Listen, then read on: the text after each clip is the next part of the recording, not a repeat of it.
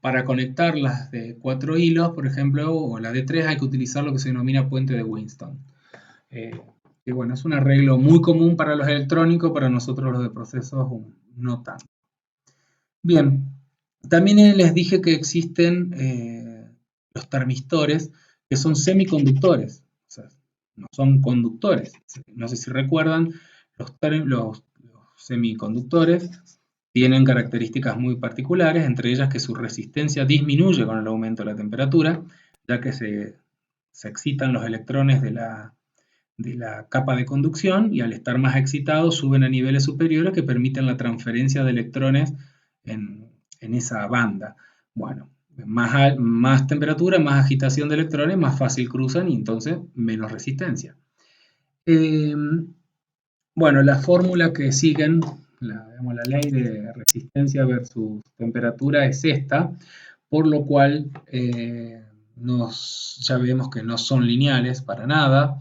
Tienen buena resolución y de todas maneras se utilizan en rangos muy pequeños de temperatura, no son ni para altas temperaturas ni para muy bajas temperaturas.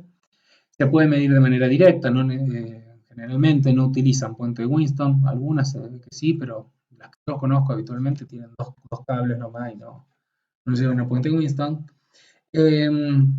Acá vemos una curva típica de resistencia versus temperatura y los termistores existen de muchos tipos.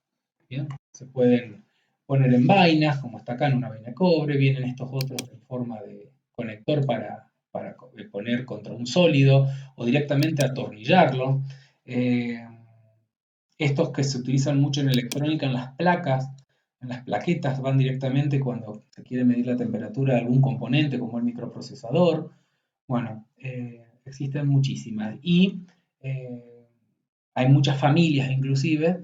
En general nosotros no nos preocupamos por conocer cuáles son los valores de resistencia versus temperatura, porque, insisto, son muy variados, sino que nosotros para los lazos de control ya necesitamos que venga el sensor con el transmisor que nos mande una señal estandarizada, por lo tanto recibimos el rango de temperatura deseado en 420 mA por lo general. Finalmente, tenemos los pirómetros de radiación, que son los también llamados termómetros ópticos, les dicen algunos, los cuales no necesitan tocar el objeto. Miden justamente por radiación. No sé si se acuerdan de esta ecuación, que la energía es igual a la constante de Stefan-Boltzmann por la temperatura a la cuarta. Y entonces este tipo de sensores es capaz de detectar la radiación en un determinado rango del espectro y bueno, transformarlo en un valor de temperatura. Existen distintos tipos de pirómetros de radiación porque depende del rango en el que vayamos a medir y el medio en el que vayamos a medir, puede ser que midamos de distintas maneras. Los pirómetros, porque entre otras cosas los pirómetros son sensibles a la radiación de los gases, por ejemplo el CO2, y a la dispersión que genera el polvo, las partículas de polvo y las partículas de agua en suspensión como las nieblas.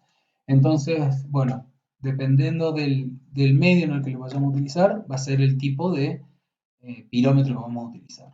Les muestro un poco los rangos de longitud de onda versus intensidad y las temperaturas en Kelvin a las que se pueden medir, digamos, en cada rango. Bien, bien. Los pirómetros, existen básicamente 4 categorías de pirómetros. Los más comunes son los pirómetros de radiación de banda ancha, captan todo el espectro, o sea, miden todo el espectro visible. Miden entre 0, perdón, todo el espectro, visible, ultravioleta e infrarrojo, por eso son de banda ancha. Y pueden medir entre 0 grados y 3000 grados. El pirómetro óptico solo capta el visible. Entonces, fíjense, la zona visible es mucho más reducida en cuanto a longitudes de onda y por lo tanto solo puede medir, se utiliza para temperaturas mayores a 600 grados, que es cuando realmente los cuerpos empiezan a irradiar en visible. En infrarrojo y en ultravioleta sabemos que lo hacen a temperaturas distintas. Los de banda estrecha utilizan filtros específicos para una determinada longitud de onda.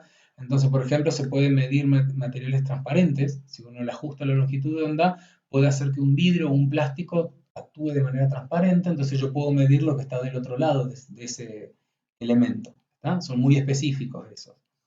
Y tenemos los de dos colores que lo que nos permiten hacer es digamos que barren dos longitudes de onda y de esa manera, si en el medio de transmisión, el aire, tengo niebla o vapor de agua o cualquier otra cosa que me esté dispersando la medición de la radiación, lo que puedo hacer con las dos mediciones es hacer una diferencia entre los dos valores medidos para eliminarlo y de esa manera obtener un valor puro.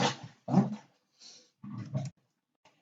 En general, independientemente de todo lo que hablamos de recién, los criterios para el criterio de selección de un sensor de temperatura es el siguiente. Lo primero que necesitamos definir es el rango, su precisión, la velocidad de respuesta, sobre todo si es para control de procesos, el tipo de fallos, que no les hablé.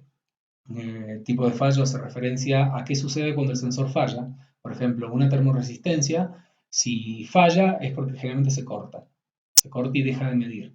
Entonces, necesito saber qué va a hacer el controlador en caso de que falle.